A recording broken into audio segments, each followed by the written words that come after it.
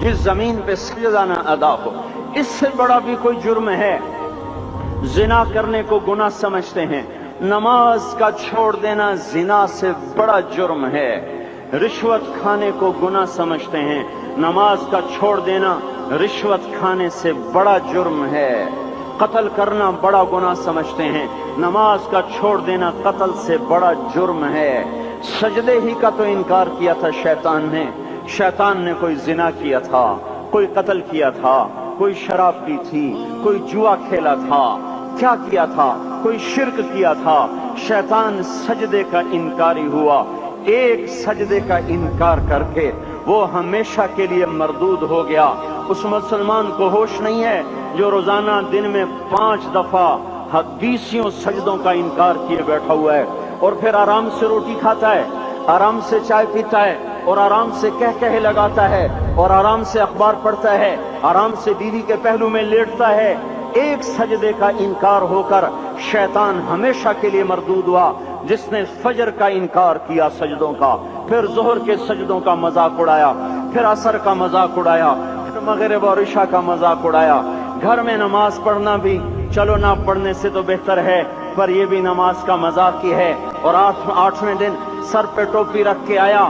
8 دن جس نے اتنے سجدوں کا انکار کیا، وہ اس بات سے نہیں ڈرتا کہ کہیں اللہ اسے مردود نہ کر دے۔ تو کیا ہوگا اس دن جب جن بچوں کی خاطر یا جس نفس کی خاطر اللہ کے بغاوت کی کہ اٹھا نہیں جاتا، آیا نہیں جاتا، گرمی بڑی ہے، سردی بڑی ہے، اندھیرا بہت ہے، کیا قبر کے اندھیرے یاد نہیں ہیں؟ کیا قبر کی گرمی یاد نہیں ہے؟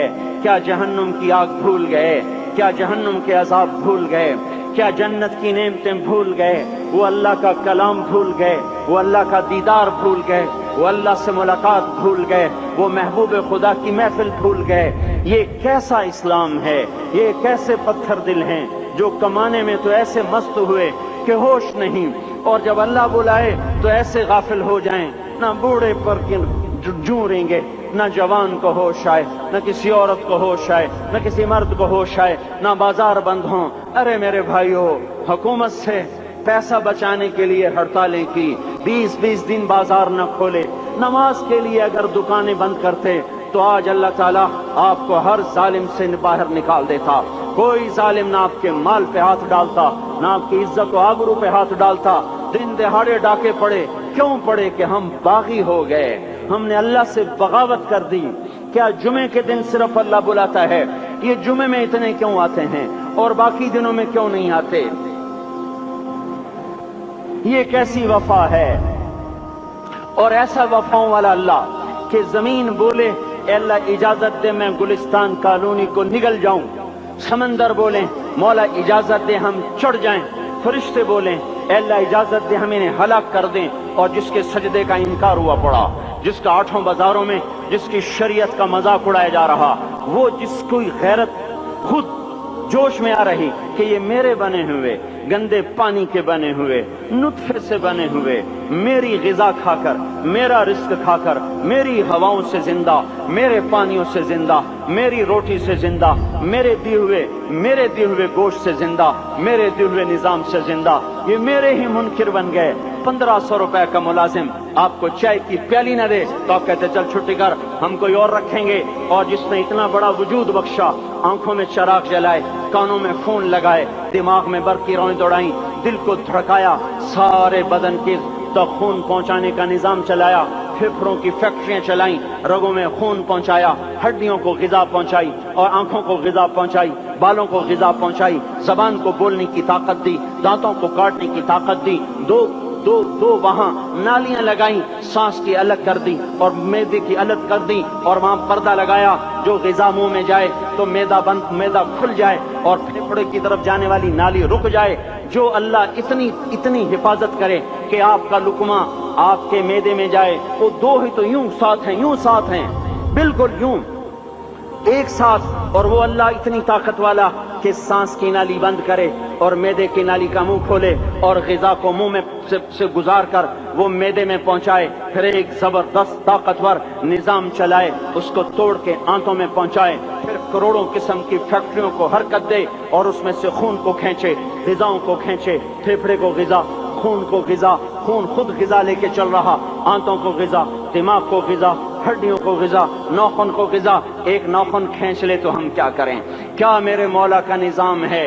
یہ ہمارا قبرستان ہے، مردہ سیل باہر نکل رہے اور ناخن کی شکل میں باہر آ رہے، پھر آگے جا کے اور سخت ہو رہے، تھوڑا سا ناخن زیادہ کٹ گیا، سارا دن سی سی کرتا ہے، سارا دن ہائے ہائے کرتا ہے۔ یہی ناخن میرا رب کھینچ لے تو ہم تو ایک ناخن کا شکر ادا نہیں کر سکتے۔ یہ جوڑ بنا دیے، سیدھا کر دے تو ہم اسی کا شکر ادا نہیں کر سکتے۔ میرے بھائیو، یہ سب کچھ کر کے پھر ہم اللہ کے باغی ہو جائیں، ہے کوئی عقل میں آنے والی بات؟ ہے کوئی سوچ بچار کی بات کہ 1500 صرف دیے اور اس نے چائے کی پیالی نہ دی تو نکال دیا، اس نے گاہک کو ڈیل نہیں کیا تو نکال دیا، اور یہ وجود کہاں سے خرید کے لائے؟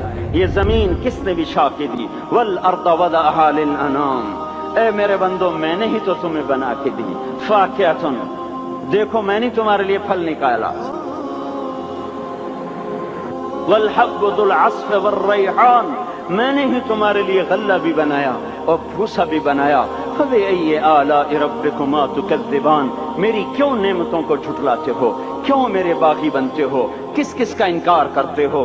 دیکھتے نہیں ہو رب المشرق والمغرب، رب المشرقین والمغربین، میں تمہارے مشرق کا بھی رب ہوں، مغرب کا بھی رب ہوں، شمال کا بھی رب ہوں، جنوب کا بھی رب ہوں۔ فبأي آلاء ربكما تكذبان، پھر بھی تم میرے باغی ہو گئے، پھر بھی مجھے میری نعمتوں کو جھٹلاتے ہو۔ خلق الانسان من صلصال کالفخار وخلق الجان من مارج من نار، تمہیں مٹی سے بنایا، جن کو آگ سے بنایا۔ میری فبأي آلاء ربكما تكذبان، کیوں مجھے جھٹلاتے ہو؟ کیوں میری نعمتوں کا تم انکار کرتے ہو؟ لا الہ الا اللہ، لا الہ الا اللہ، لا